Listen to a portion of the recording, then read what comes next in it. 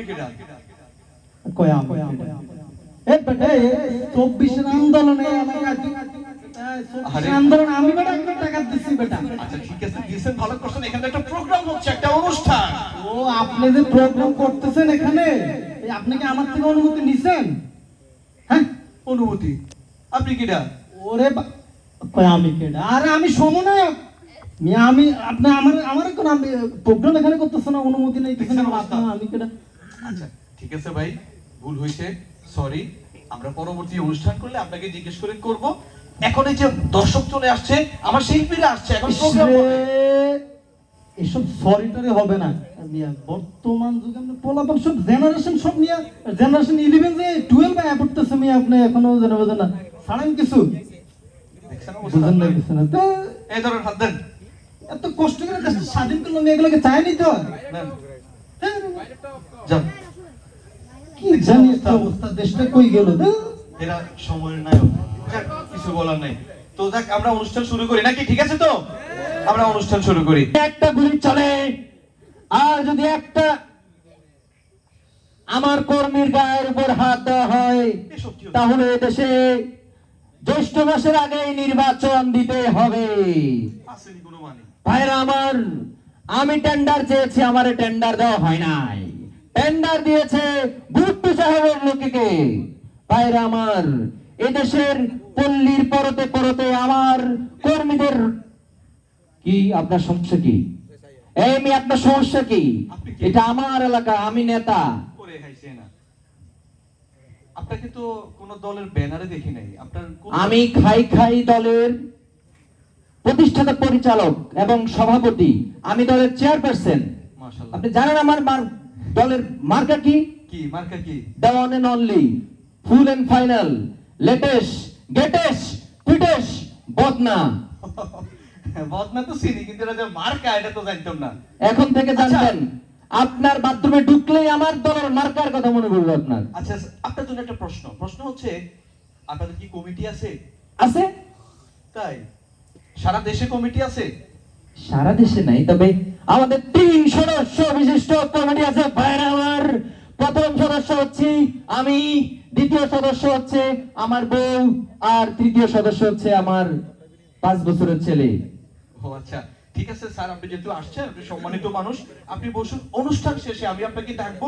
না, আমাদের একটা দাবি, আমাদের কর্মীদেরকে যথাযথ মূল্যায়ন করতে হবে।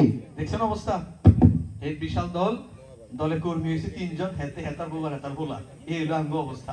একটা প্রোগ্রাম করবো, দেখছেন তাকে অবস্থা কি। যাক, অনেক সময় দেরি হয়েছে, আমরা আর বেশি দেরি করতে চাই না, আমরা মূল প্রোগ্রামে চলে যাই। এই বিড়ম্বনা আর বেশি দূর আমরা চাই না।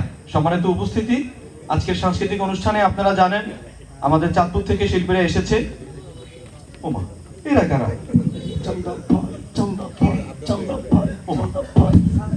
দেখছেন অবস্থা? এই ভাই, আপনারা কারা? ভাই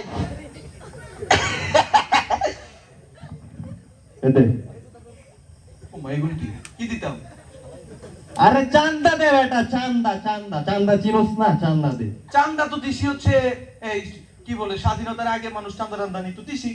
এখন আবার কি তুই এটা কথা কইলি বেটা, চান্দা কি কস? আপনি আমার চিনে না? এতে কি আমার চিনে না? ক চান্দা বাইরে ছিল না? চান্দা বাড়ি ছিল না তুমি? চান্দা দাও ভাই, দে চান্দা দে। দরগা বাজার হইতে শুরু করে আজুগেনে বাজার চান্দা আমার নামে উঠে বেটা। তুই আমার চিনস না? আরে আমার চিনে না ভাই, আপনার চান্দা নামে দিতে উঠে? কো আমার ভাই। আরে চান্দা ভাই, ভাই দে চান্দা দে ভাই। আচ্ছা, মানে এই পুরো হাজীগঞ্জের বিজ্ঞান, হাজীগঞ্জ থেকে শুরু করে দরগা বাজার চান্দা আমার নামে উঠে। জিগা জিগা তুই গন আমার চিনস আচ্ছা না? আচ্ছা ঠিক আছে, আমি এর কিছু কবি নাকি আমরা দর আচ্ছা আমি জিগাইতেছি ওসি সাহেবরে যে কারে চান্দা দিতে হইব। আরে চান্দা না, চান্দা আইসি হাতিয়া লাই। আরে তুই এদিকে আস না ভাই। কি আমি ওসি সাহেবকে জিগাই? ওসি সাহেব রে ফোন করে তাকে চান্দা দে ভাই। ওসি সাহেবকে জিজ্ঞেস করি চান্দা কারে? তোরা খাইয়ে গেলেন না? ধরা তো মনে হয় খাইয়া গেছে। কই চান্দা দিবেন না? তো চান্দা দে ভাই, তুই ফোন টোন রাখ, চান্দা দে। শুধু আজকে প্রোগ্রাম করতেছি, এই শোন, ওসি সাহেব আমার ফোন দিছে। এই শুধু আজকে প্রোগ্রাম করতেছি এই জন্য স্যার, আজকের পরে কিন্তু কোনোভাবে যাতে এলাকায় না দেখি। মনে হয় ঠিক দৌড়া আছে? খেয়ে গেলাম, মনে হয় দৌড়া খেয়ে গেলাম রে।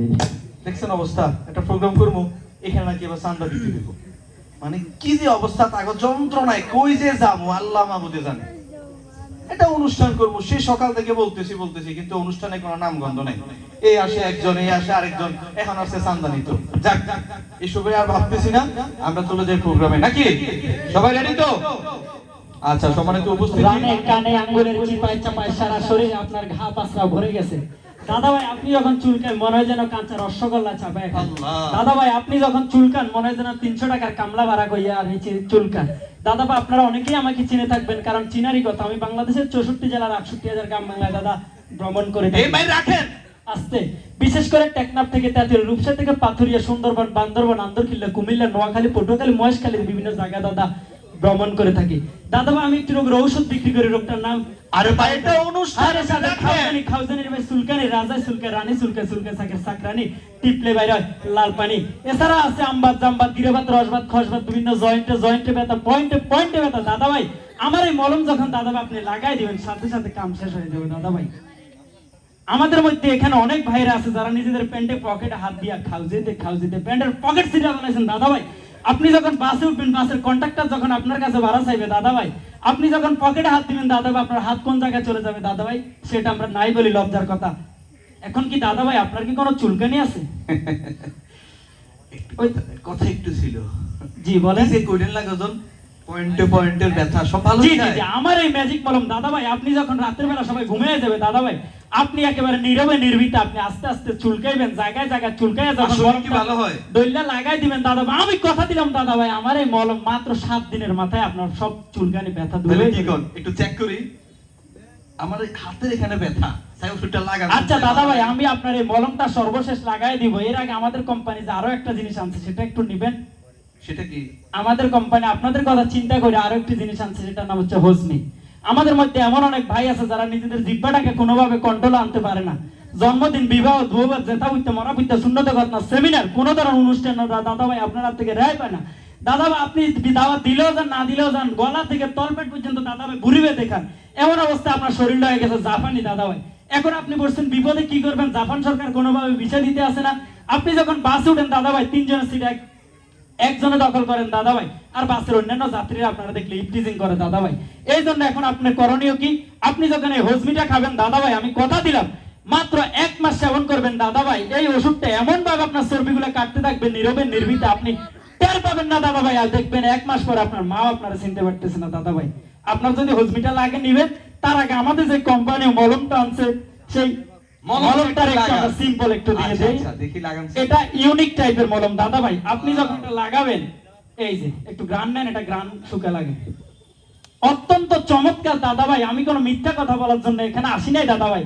আপনি এই মলমের দাদা ভাই খাসতে মনে হয়ে গেছে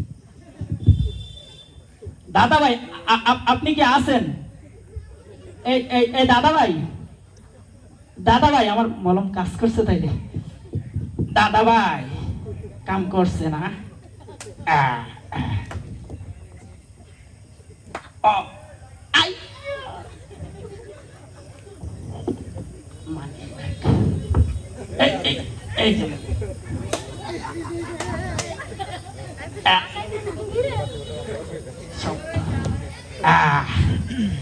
দাদা ভাই এই মলমটা দাদা ভাই আপনি ঘুম থেকে যখন উঠবেন দাদা ভাই আপনি লাগাই দিন দাদা ভাই।